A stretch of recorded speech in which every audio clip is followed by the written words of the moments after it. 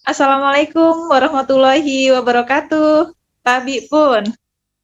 Ampun. Halo Tribuners, kembali dengan saya Sulistia. Kali ini kita ada di rubrik wawancara eksklusif bersama guru besar Unila.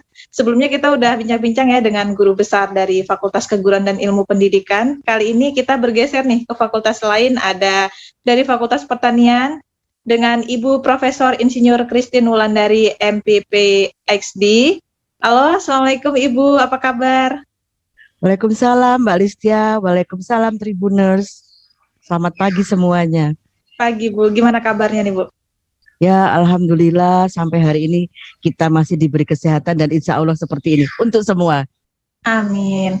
Nah ini kita minta waktu luangnya nih dari Ibu Christine. Kita akan bincang-bincang santai aja nih terkait perjalanan beliau merintis karir di dunia pendidikan khususnya di Fakultas Pertanian ya hingga meraih gelar guru besar loh. Ini gelar tertinggi di dunia akademik khususnya di kampus. Termasuk hal-hal yang memotivasi beliau, suka dukanya sehingga kita Tribuners bisa mendapatkan inspirasi untuk terus belajar dan tentunya meraih pendidikan yang lebih tinggi. Nah ini di awal boleh diceritakan terlebih dahulu bagaimana awal merintis karir di dunia pendidikan, Bu. Silakan. Oke, ya. Terima kasih Mbak Listia. Jadi mungkin kilas balik ya, karena saya sebetulnya udah lama sekali memulai menjadi dosen. Jadi saya sudah menjadi dosen sejak tahun 93. Jadi saya mungkin Mbak Listia malah belum lahir. Pada tahun itu saya 93 itu untuk di Unilanya ya, tapi sebelumnya saya juga sudah menjadi dosen di Institut Pertanian Stiper Yogyakarta. Jadi memang begitu lulus dari kehutanan, saat itu gelar kita masih insinyur kehutanan begitu ya. Kemudian pada tahun 88 itu terjadi. Tahun 88 November saya saat itu lulus. Kemudian biasa ya kita mencari kerja, dan karena saat itu memang masih untuk kehutanan banyak sekali lapangan kerja itu bisa kita pilih.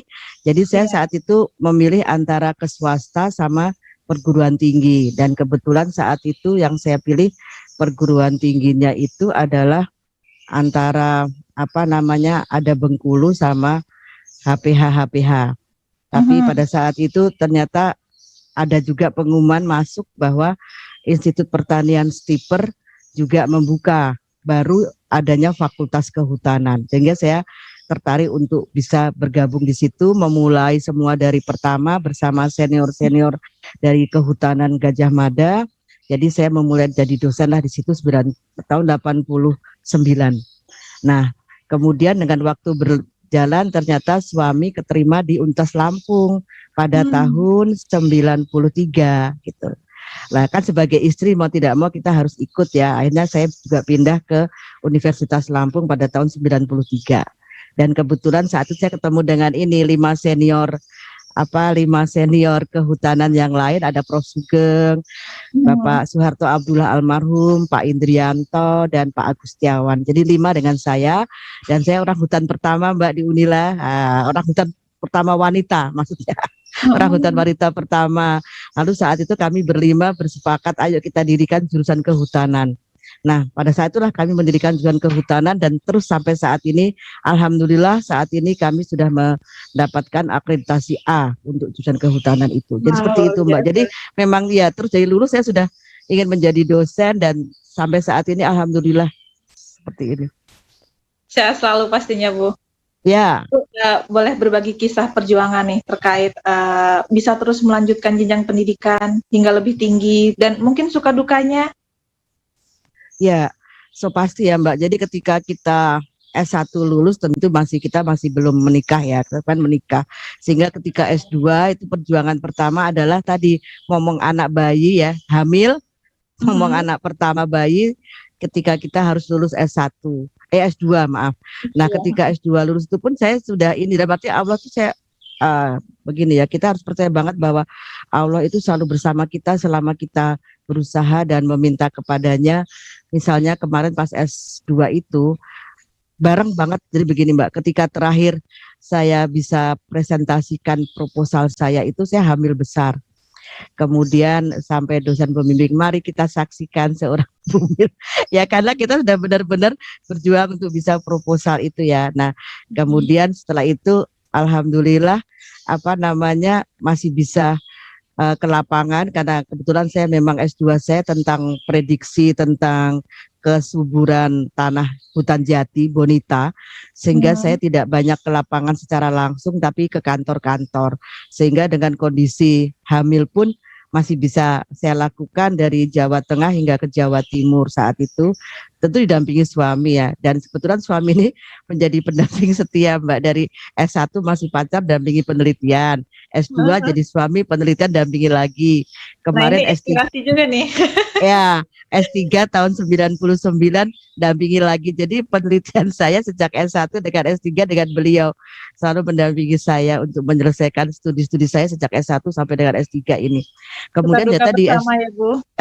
alhamdulillah Mbak hingga saat ini jadi pacaran 7 tahun. Sekarang alhamdulillah nanti tahun ini kami sampai dengan 30 tahun usia perkawinan kami. Jadi alhamdulillah ya semuanya dalam kondisi bimbingan Allah, jadi kami percaya selalu bahwa akan kedepannya pun seperti ini. Itu ya, kembali ke S2 tadi. Jadi setelah S2 selesai dan bersyukur sekali itu ini Mbak, ketika saya menyerahkan draft awal tesis saya, nggak tahu kenapa si anak ini maju Mbak 2 minggu melahirkannya. Jadi kayak diatur.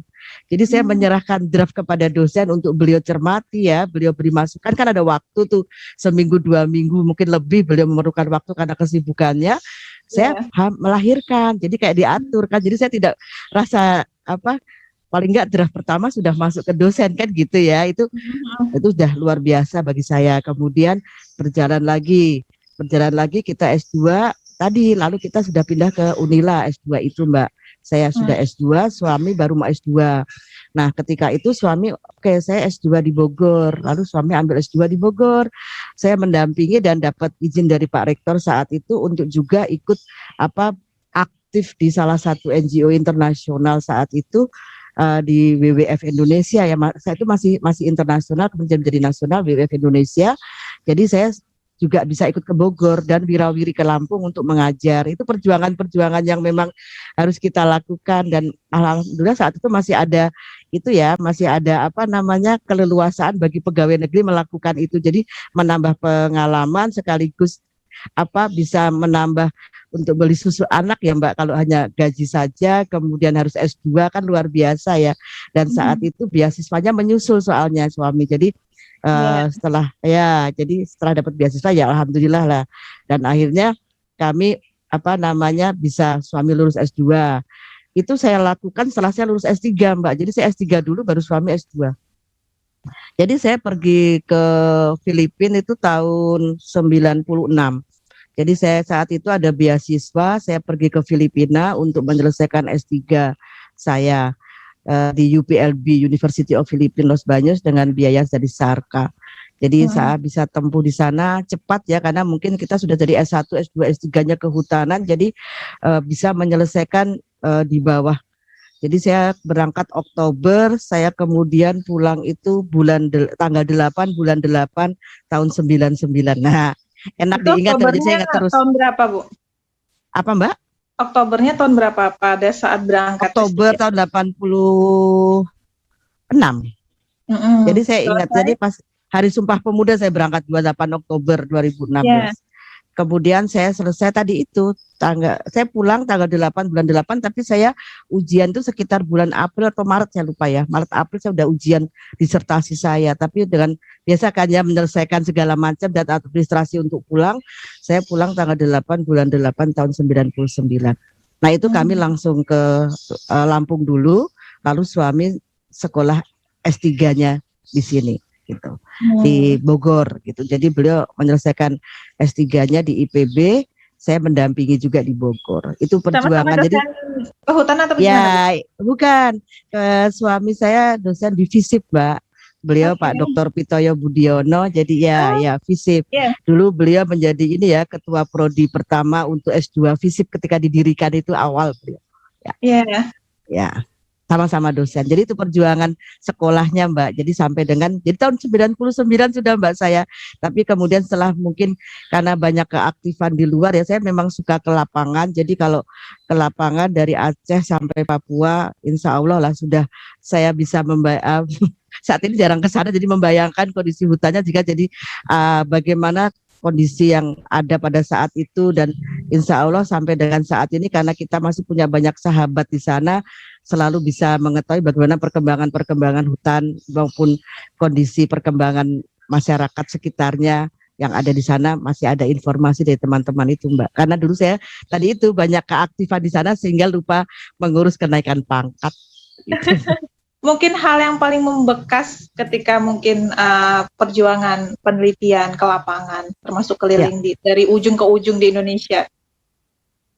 Ya, seperti apa? Perjuangan. Jadi kebetulan kalau saya itu kan memang kita sebagai peneliti sekaligus saya aktif di salah satu NGO ya Mbak. Jadi memang jiwa peneliti itu tidak bisa akan lepas ya. Jadi alhamdulillah juga saya di sana ada teman yang juga senang meneliti, itu namanya Christina Egenter, dia orang Italia tapi sudah lama di Indonesia dan aktif juga sama dengan saya bidangnya. Jadi kami selalu diskusikan, misalnya kami sempat juga kayak itu menerbitkan tentang prinsip-prinsip bagaimana community empowerment untuk conservation areas gitu-gitu Mbak. Kemudian kita punya beberapa tulisan untuk seminar-seminar internasional gitu. Jadi tetap Mbak, jadi tetap bisa kita ambil walaupun kita berkegiatan konservasi yang nampaknya nggak ada ilmiahnya, tapi karena tadi ya mungkin karena juga ada jiwa peneliti yang tetap saya pegang bersama Christina tadi, sehingga kami ini bisa kita tulis nih, kita pakai metode apa ya dalam, jadi kita langsung ketika turun lapang mencoba sesuai dengan yang harus kita lakukan gitu loh Mbak, tidak asal. Jadi misalnya kita harus pilih benar nih orang yang mau kita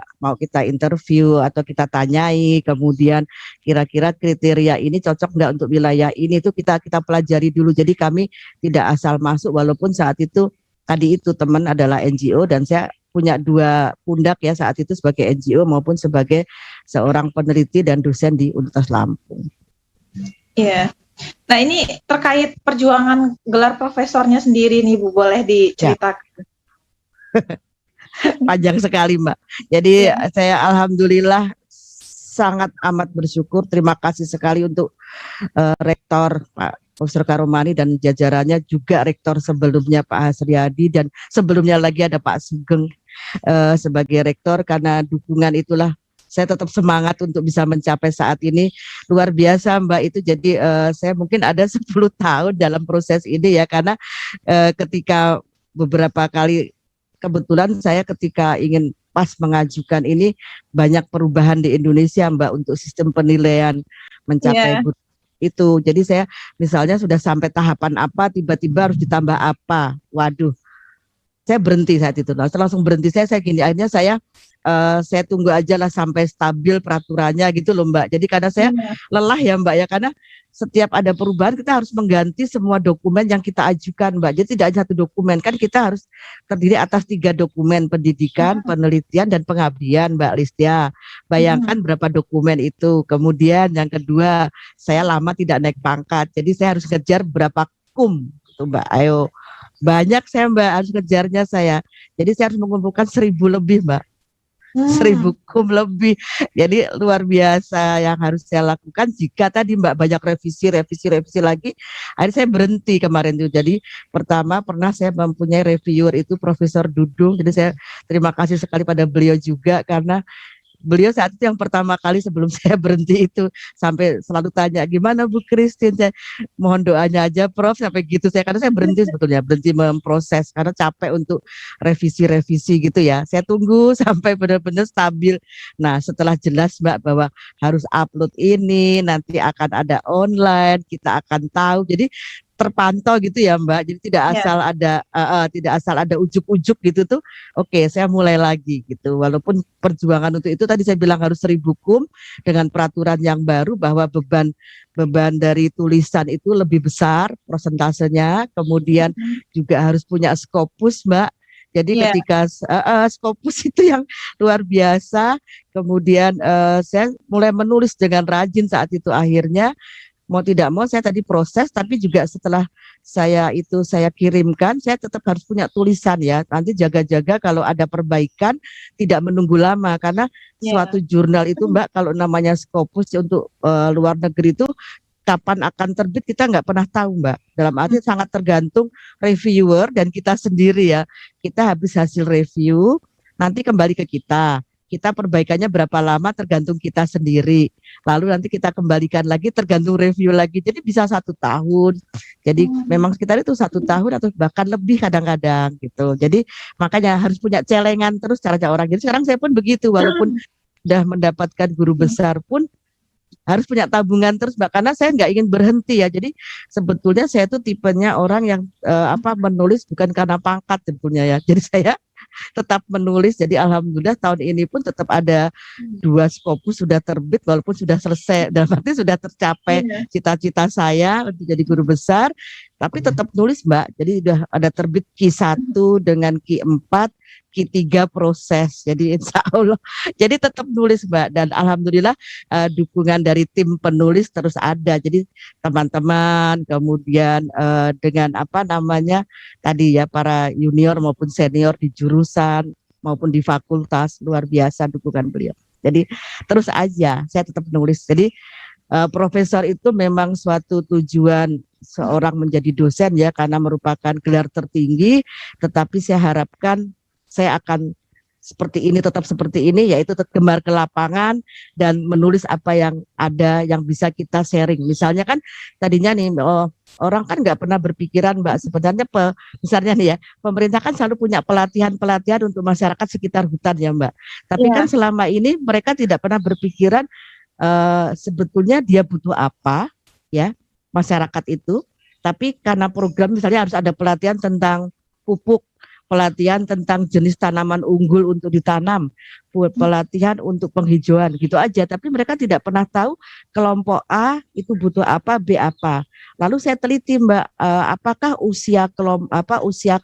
kelompok itu umur berapa, itu ada kecenderungan tertentu gitu juga ada. Terus mereka itu membutuhkan apa dari donor, dari kita perguruan tinggi, dari LSM, itu ada penelitiannya. Jadi saya sengaja kalau ke lapangan sambil mencermati, iya ya, mereka ini datang, saya bersahabat juga, tapi mencermati asal program pemerintah harus selesai, tapi tidak pernah diketahui sebetulnya mereka butuh apa, mereka cocoknya apa, gitu loh Mbak. Itu yang, nah ada penelitian Scopus di dulu sama Mbak Heni Kurniasih. Mbak Heni itu juga LSM saat ini, beliau sekretaris di ini Mbak, di Semeru.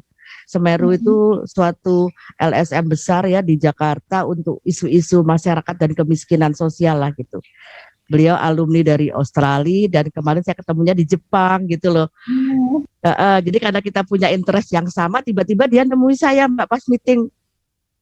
Bu Christine dicari orang. Christine, you have a visitor. Siapa ya di Jepang? Saya punya teman, saya bilang gitu kan, Indonesia gitu. Dia bilang, oh, dia cerita Bu Christine, saya sering baca tulisan Ibu dan saya tahu Ibu aja di sini ya. Sekarang kami bersahabat. Seperti itu loh Mbak. Jadi ya, ternyata tulisan itu saya bilang tadi jangan untuk naik pangkat saja. Ternyata ketika punya orang yang interestnya sama, dia akan mencari kita, kemudian kita akan banyak tukar pikiran gitu loh dengan dia, dan bahkan menulis bersama gitu. Gitu dan Mbak. Jadi kalau kepuasannya lebih ya Bu dari sekedar kenaikan. Ya, jadi saya katakan mungkin kalau ada yang baca Mongabai juga habis Mbak Mongabai, kemudian peduli iklim apa juga habis menulis tentang itu. Saya katakan di sana bahwa sebetulnya tidak hanya gelar formal yang kita itu harus bangga, tapi adalah karya kita itu direkognisi oleh rekan itu, kita bisa bantu apa dalam bidang kita, kemudian rekan seprofesi, oh Ibu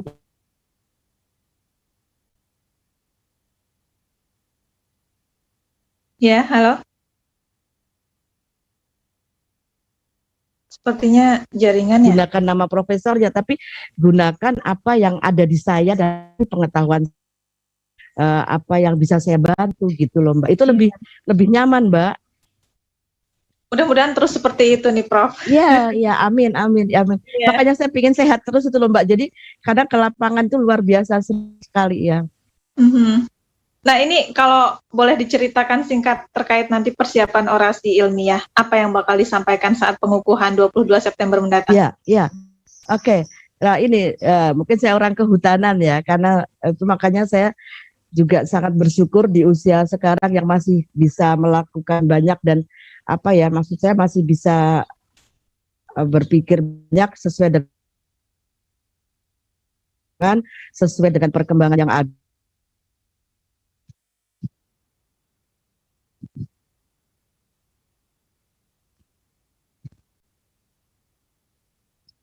Nah, untuk bidang kehutanan itu kami mempunyai banyak sekali dampak ya. Jadi bukan dampak negatif, bukan, belum tentu dampak negatif. Jadi dampak itu bisa positif, bisa negatif ya Mbak. Nah, dengan demikian ketika dampak ini bisa positif negatif, saya lihat bahwa adanya Undang-Undang Cipta Kerja dalam bidang kehutanan ini harus segera disikapi, gitu lah. Kan kita tahu bahwa di Indonesia ini suatu kebijakan itu akan diminta total diimplementasikan setelah 2 tahun terbit. Nah, dengan demikian semua yang ada, masyarakat, pemerintah daerah hingga nasional juga harus bersiap-siap menyiapkan apa yang bisa dipersiapkan agar nanti implementasinya itu bisa bermanfaat dan juga sesuai dengan yang diharapkan dan sesuai dengan apa yang ada dalam undang-undang. Jadi ini nanti saya warnanya, jadi mungkin akan dibagikan pada tanggal 22 Mbak, insya Allah Unila akan mengadakan pengukuhan bersama kami ya, banyak guru besar 15 atau 16 guru besar ya yang akan dilakukan di GSG tapi terbatas, tapi rencananya akan ada online dan kami ya, semua para guru besar akan membagikan orasi kami. Nah, khusus untuk saya itu akan membagi learning sebagai strategi implementasi dalam mengimplementasikan perhutanan sosial pasca Undang-Undang Cipta Kerja. Jadi saya ingin memberikan suatu masukan bagi kita semua dari tingkat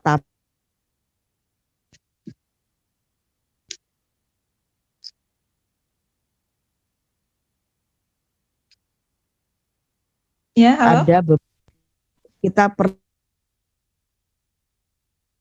jaringannya agak terputus-putus Ibu.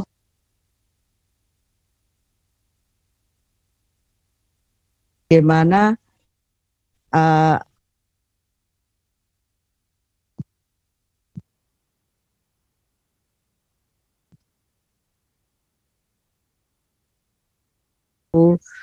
diagram gitu. Saya akan presentasikan saat pengukuhan itu adalah suatu diagram gitu, ada pelajaran bahwa adanya fasilitasi, kemudian adanya atmosfer egaliter, lalu pertemuan ataupun intensitas bagaimana kelompok itu beroperasional. Jadi mekanis dalam suatu kelompok itu juga berpengaruh karena kita tahu bahwa saat ini kelompok itu jika pengurusnya itu tidak seperti yang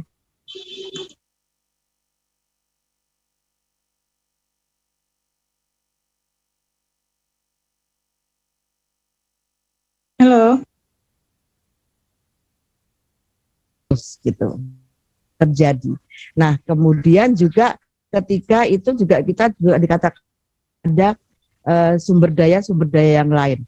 Sumber daya yang lain ini macam-macam. Kita tahu ada 5 sumber daya kan di luar itu adanya sumber daya itu adanya suatu nanti sumber daya manusia dari pihak luar. Nah, kita tahu ternyata pihak luar external actors itu juga diperhatikan, baik itu donor ataupun tadi LSM atau mungkin nanti perguruan tinggi ketika program itu dilakukan satu wilayah kabupaten begitu. Jadi itu semua kita harapkan nanti disesuaikan, kemudian nanti kita sikap, kemudian attitude, dan juga nanti kita tahu bahwa keahlian atau kapasitas masyarakat itu karena dia diolah di beberapa, diharapkan dia akan muncul hal yang sesuai dengan yang kita harapkan dengan Undang-Undang Cipta Kerja tersebut. Lalu kita harapkan di situ akan ada suatu istilahnya pemahaman bersama, aksi bersama berdasarkan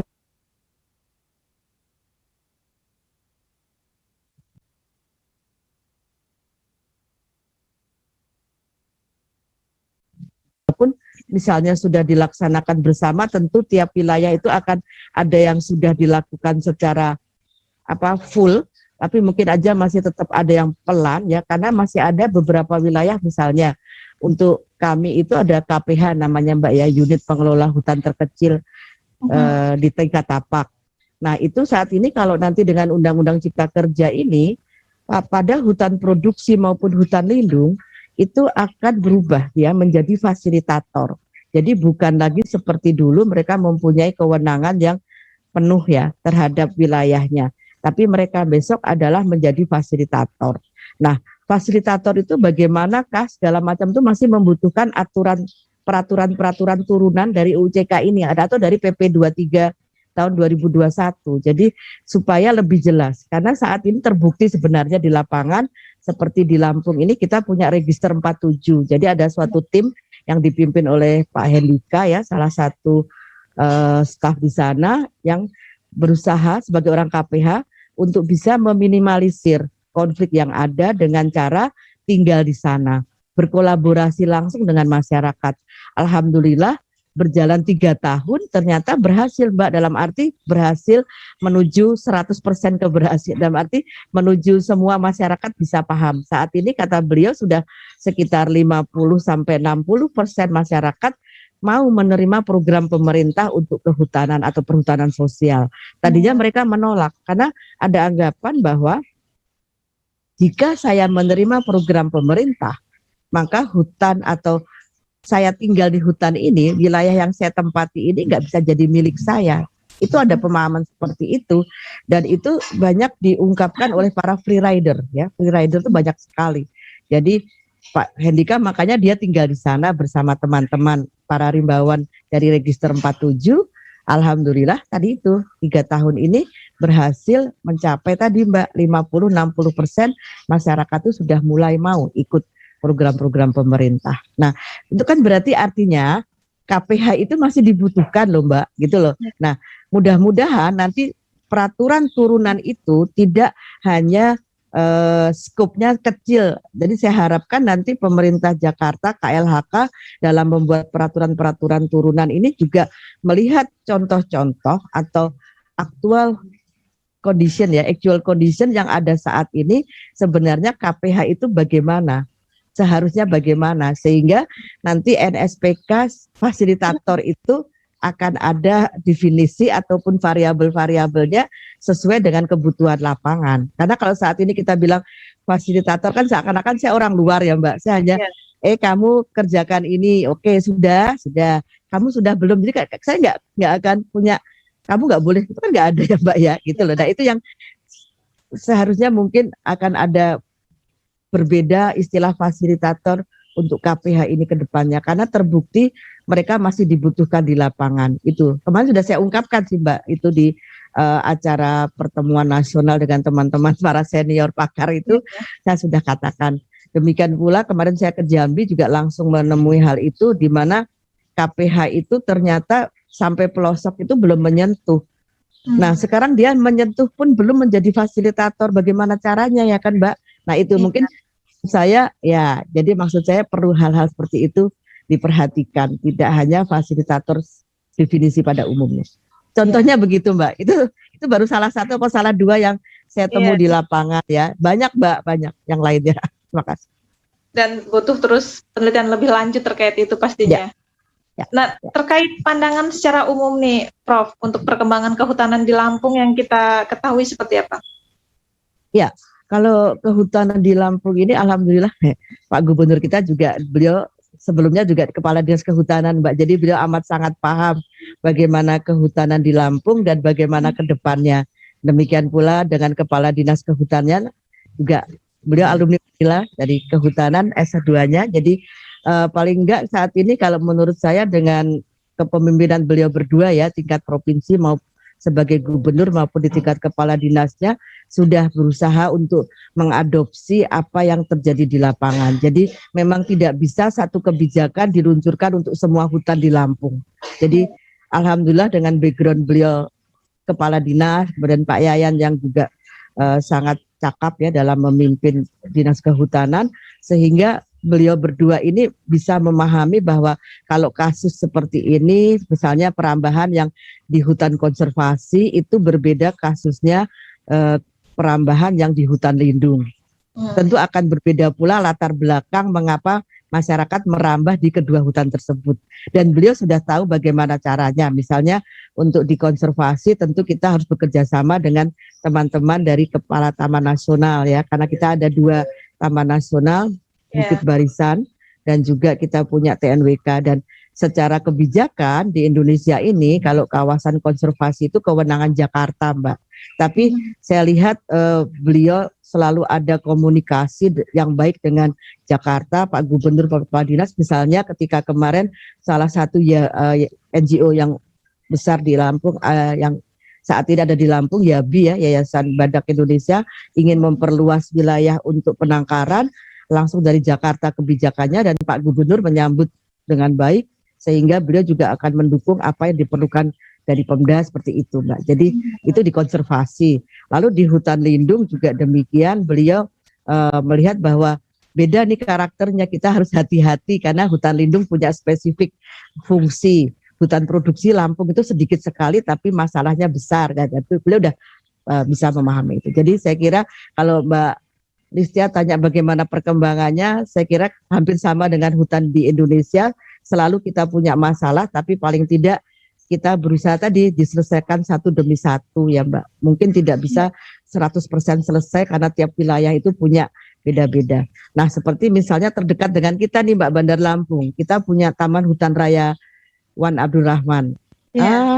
Itu juga seorang wanita Mbak, kepala tahurannya Bu Eni. Beliau juga itu tadi dengan caranya berusaha untuk ada merangkul dengan masyarakat, karena memang ada masyarakat yang bisa menghasilkan madu dan sebagainya yang perlu untuk ditingkatkan produksinya dan mendapatkan pendapatan, sehingga masyarakat akan mengurangi intensitas masuk hutan. Tapi dia juga bisa tegas ketika akan ada tadi orang mau memotong kayu-kayu dalam hutan. Jadi seperti itu Mbak. Jadi di Lampung sudah seperti, jadi kalau saya lihat KKPH-nya sudah mulai punya pemahaman yang sama bagaimana cara mengelola hutan dengan baik. Jadi ya dalam arti insya Allah kita optimis bahwa kedepannya dengan para kepala tahura maupun kepala KPH tadi itu sudah bagus, juga kita harapkan akan bisa ke sana satu-satu. Juga kita itu untuk hutan produksi, contohnya yang tadi 47 di selatan juga sama Mbak. Di selatan kita punya Gedong Wani namanya Mbak. KPH Gedong Wani. Nah kebetulan wanita juga. Jadi kita punya 2 wanita Mbak di sana menjadi kepala. Itu ada Ibu Maya. Dia juga gitu hampir sama Mbak Eni, cuman beda Mbak. Karena Mbak Eni hutan konservasi ya. Jadi kalau Mbak Eni dengan beliau paham. Kalau saya hutan konservasi, jadi ketika yang saya lakukan, saya harus tunduk pada peraturan daerah. Karena sebagai UPT. Tetapi di sisi lain, wilayah saya itu ada di bawah nasional, gitu loh. Jadi beliau akan selalu mengacu pada 2 kebijakan. Nah, kalau Bu Maya itu hutan produksi gitu ya. Jadi dia juga paham bahwa hutan produksi itu wewenangnya ada di daerah. Jadi selalu ada konsultasi dengan gubernur maupun dengan kepala dinas. Seperti itu Mbak. Jadi alhamdulillah jadi semuanya sudah paham. Lalu ada juga Pak Budi segala macam beliau juga paham Mbak. Kapan itu diskusi kami, Bu Christine dengan UUCK seperti ini, saya ingin loh mengusulkan seperti ini nanti, jadi tetap KPH bisa gini-gini. Jadi alhamdulillah Mbak, jadi kalau saya lihat baik dari gubernur hingga tingkat kepala-kepala unit terkecil yang ada di Lampung, itu sudah mulai bagus sekali pemahamannya bagaimana mengelola hutan tidak dengan tangan besi ya, tidak boleh, tapi dilihat. Nah, jadi insya Allah kita optimis ke depannya, tapi step by step memang Mbak. Siap Bu. Nah ini kalau terkait pandangan kita pribadi nih untuk di lingkup Unila sendiri, mutu pendidikannya sendiri seperti apa? Ya, kalau Unila alhamdulillah sekali Mbak. Jadi kita saat ini luar biasa perkembangannya. Kalau saya sebagai orang dalam sejak tahun 93, kita memang terus maju ya sesuai ya Mbak ya. Kan tadi kita perguruan tinggi di luar Jawa, kemudian kita harus melihat bagaimana perguruan tinggi sudah bagus, terus maju-maju, dan hingga tahun ini kan kita ada dalam merupakan perguruan tinggi dengan A, ya kita punya akreditasinya sudah A, yang mana memang ketika kita menjadi akreditasi A berat bebannya. Tapi saya yakin lah Mbak, dengan kondisi saat ini kepemimpinan Profesor Karumani dengan jajarannya, dekan kami Profesor Irwan Sukri Banua dan dekan-dekan yang lain juga, insya Allah jadi semua fakultas maupun Unila sendiri akan terus bisa berkembang. Walaupun kita tahu tentu akan ada ya Mbak, tadi saya bilang peraturan kan berjalan terus ya Mbak, peraturan ya. Nah misalnya sekarang nih kita punya pendidikan tentang pembelajaran merdeka belajar ya kan. Nah itu luar biasa juga, kementerian itu meminta mahasiswa kita untuk lebih tahu lapangan itu bagaimana, tidak hanya bangku kuliah. Tapi di sisi lain kita punya program masih di perguruan tinggi bahwa anak ini harus lulus cepat, anak ini harus lulus dengan nilai baik, anak ini harus menempuh sekian SKS dengan mata kuliah yang sudah ada di kurikulum kami. Jadi kadang-kadang apa yang ada di kurikulum kami ini kan belum tentu di lapangan nanti ketika dia ngambil magang itu ada, karena kan misalnya ya kemarin ada yang magang di Taman Nasional, tapi anak ini nggak bisa mengambil mata kuliah itu pada semester itu tentang konservasi apa gitu ya, karena pas saat itu bukan semesternya dia keluar gitu, itu tantangan gitu. Nah itu harus berusaha kami bagaimana caranya membuat strategi tentang hal-hal seperti itu. Jadi dengan adanya tadi ya bimbingan, fasilitasi tim-tim kita di Unila dibilang bahwa oke, kalau memang nggak mampu kita punya cara yang lain dan sebagainya. Jadi selalu berusaha ada solusi Mbak, dengan tuntutan kementerian untuk mahasiswa kita tercapai, dan Unila berusaha mencapainya dengan tadi ya bimbingan-bimbingan dari beliau-beliau di tingkat pimpinan, dan juga ada kita punya lembaga juga yang tentang itu. Jadi kami dapat tadi arahan, jika memang ini belum bisa berarti ambil yang magang yang skala lebih kecil gitu-gitu. Jadi bisa, insya Allah, dalam arti bahwa tuntutan dari Jakarta meminta kita harus seperti apa bisa dipenuhi dengan apa yang kita lakukan saat ini di Universitas Lampung dengan bimbingan tadi rektor dan semua jajarannya, semua dekan termasuk dekan di pertanian. Siap. Ini kalau kita mau bicara terkait masa tugas nih Bu, mungkin kita sekitar berapa tahun? 13 tahunan ya Bu ya? Iya. Insya Allah 13 tahun lagi Mbak. Iya, ada bonus 5 tahun untuk bisa terus bersama mahasiswa Mbak. Ketika tapi memang kan gugus ya Bu. Iya. Tapi memang kan bagi saya pendidikan itu formal, saya menjadi dosen di Unila, tapi seperti yang selalu saya lakukan, saya selalu menjadi juga ingin memberikan apa yang saya punya kepada siapapun yang memerlukan. Jadi Bu Christine, ayo kita ingin menulis ini, saya punya banyak data, ayo siapa dia, saya nggak dosen dari mana ya, ayo saya bantu. Kemudian atau Bu Christine, saya tuh ini tentang tadi misalnya di masyarakat itu saat ini kan kita punya peraturan bahwa 1 hektar lahan itu harus ada 100 pohon gitu. Tapi kan di lapangan itu sulit ketika pohon-pohon sudah besar. Mereka ada yang sampai telepon atau chat, atau ketika saya ke lapangan, Bu Christine tolong dong coba ke pemerintah Jakarta memberikan informasi bahwa 100 pohon itu terlalu susah untuk pohon yang sudah umur 10 tahun sampai 15 ke atas, kadang sudah mulai nutup tajuk gitu. Ya kita sebagai orang lapang kan nggak bisa bilang kalau kita tahu bahwa proses Jakarta itu akan panjang dan lamanya luar biasa.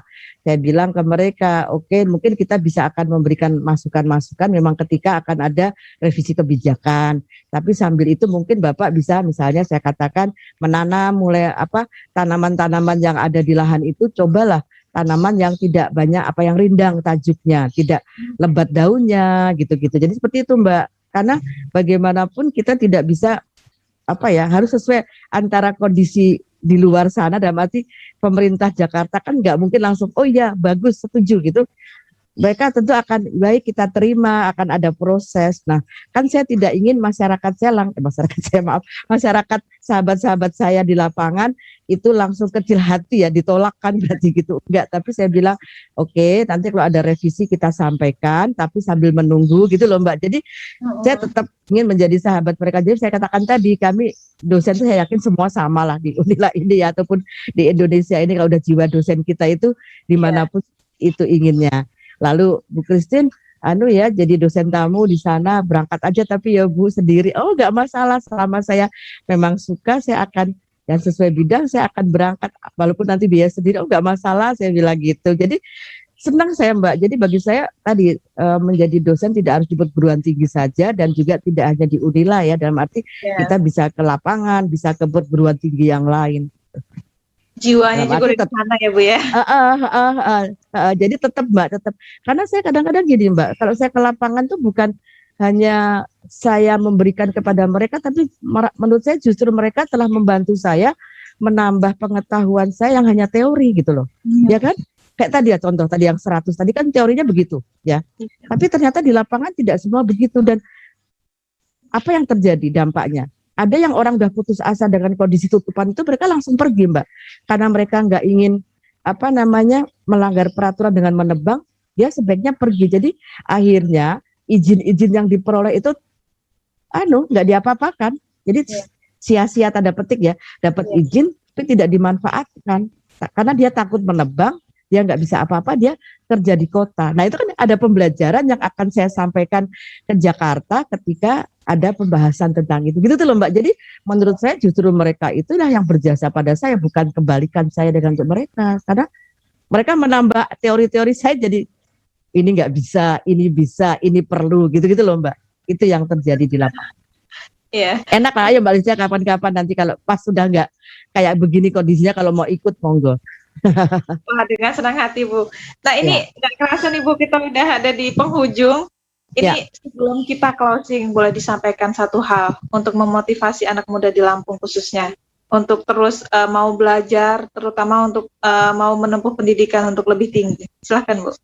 Ya, baik. Terima kasih Mbak Listia. Iya, terima kasih sekali diberi kesempatan untuk memberikan pesan ini pada generasi muda ya. Seperti yang saya katakan tadi Mbak Listia, bahwa pendidikan itu tidak harus formal. Jadi misalnya kalian nanti mendapatkan kesempatan ya, dalam arti dukungan dari keluarga dan juga lingkungan untuk bisa sekolah lebih tinggi, ambillah terus sampai nanti ketika orang tua, aduh sudah ya, udah nggak ada dana atau apa, misalnya sampai S1 selesai.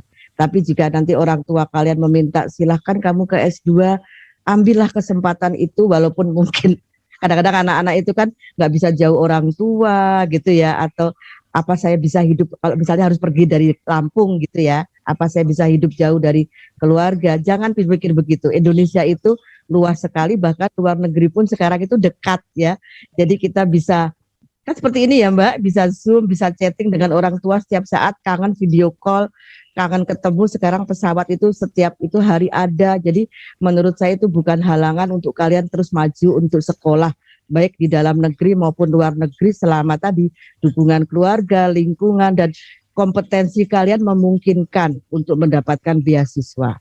Karena ya pendidikan itu memang secara formal akan dibutuhkan ketika kalian mencari pekerjaan. Ya enggak Mbak Lis, ditanya ya, lulusan S1, S2, kemudian IPK berapa, itu untuk threshold ya, batas penerimaan ketika pegawai negeri di mana, atau ketika nanti kalian bekerja di swasta, atau ketika kerja di perusahaan asing ya. Jadi itu akan ditanya pendidikan formal. Tetapi secara informal saya bisa katakan bahwa ini penelitian lagi mengatakan bahwa pendidikan itu berpengaruh loh pada inovasi, pendidikan itu berpengaruh pada orang dalam memenuhi kebutuhan hidupnya. Jadi ini dari hasil penelitian. Jadi berarti di desa itu dengan orang yang sekolah SMP, SD, SMA itu beda. Artinya bahwa berarti pendidikan tidak hanya untuk tadi mencari pekerjaan ya Mbak, tapi untuk olah pikir kita pun akan berpengaruh ya. Jadi kalau kita bicara dengan orang yang sekolahnya tidak tinggi, tentu akan jangan aneh-aneh lah bicaranya, cukup yang sederhana, bahasa sederhana kan gitu ya. Tapi untuk yang lebih tinggi bisa kita industri 4.0 gitu-gitu apa, kita ikutilah perkembangan zaman. Begitu Mbak. Jadi ada dampak formal dan informal ketika kita sekolah setinggi apa yang bisa kita capai. Jadi saya tidak meminta kalian harus tinggi sekali kalau memang keluarga nggak bisa memenuhi, tapi insya Allah kalau niat kita itu tinggi, bisa tinggi sebetulnya ya Mbak ya, karena beasiswa banyak. Beasiswa sekarang banyak sekali. Jadi silahkan browsing aja, pasti ada ya. Ini terima kasih waktunya Ibu Christine sudah Ya. berbagi banyak hal, bercerita dengan Tribuners melalui wawancara eksklusif. Mudah-mudahan Ibu sehat selalu pastinya, Amin dengan ya masa rabbal alamin. pengabdian dan juga penelitiannya bisa terus berlanjut untuk kepentingan khususnya di Lampung maupun nasional. Dan ini lain waktu mudah-mudahan kita bisa bincang lagi ya Bu. Ya, terima Ya, kasih Mbak. terima kasih waktunya Ibu. Ya Tribuners, demikian wawancara eksklusif kita dengan Ibu Profesor Christine Wulandari dari Fakultas Pertanian Universitas Lampung. Mudah-mudahan memberikan manfaat pastinya. Saya akhiri. Wassalamualaikum warahmatullahi wabarakatuh.